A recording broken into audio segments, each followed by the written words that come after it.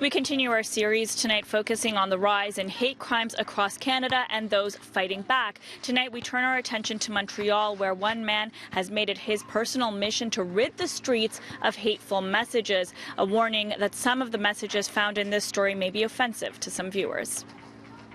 This is something that, that happens literally every single day.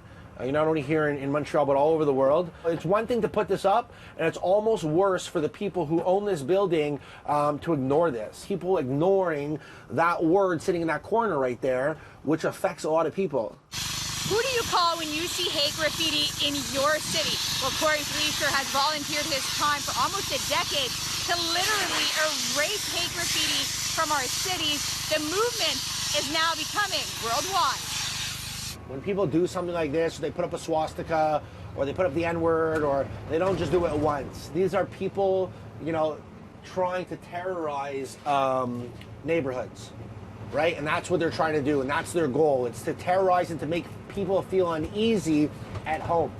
And so we come in and alleviate it. It all started 9 years ago when Corey spotted a swastika on this cement block. He owns a pressure washing company and had everything he needed to clean it up, but he kept driving. I wish the story was that when I pulled up to this light, that I saw this, they realized that I had all the equipment to remove this, and that I, popped out of my truck, whipped out my power washer and blasted away my very first piece of hate, but that's not what happened. I drove by it. I drove by it like everybody else drives by it. I felt sick that I could have made a difference and I didn't. That I could have stopped the cycle of hate so the next people who passed this wouldn't be affected by this hate, but I didn't.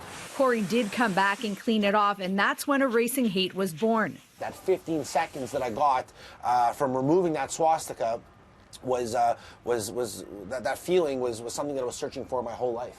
He began patrolling the streets looking for more hate graffiti to clean.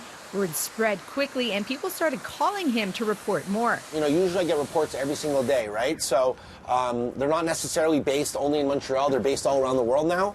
Thanks to the movement's popularity on social media, hate graffiti is getting cleaned up around the world by their followers. What I ended up figuring out that, all these same people that are watching it were just as willing to step up and to go erase the hate themselves. So, now we went from one person with two sets of eyes to, hundreds of thousands of people, with millions of eyes out there looking for any sort of hate. And so, now we're in every major country across the world. He also connects people who want to get rid of hate tattoos from their past to tattoo artists willing to cover them up. It's about inspiring people to step up when they see that there's, something that they can change. And, and I couldn't be prouder of what it's accomplished. Erasing Hate will be growing even more, soon launching an app to fight hate online.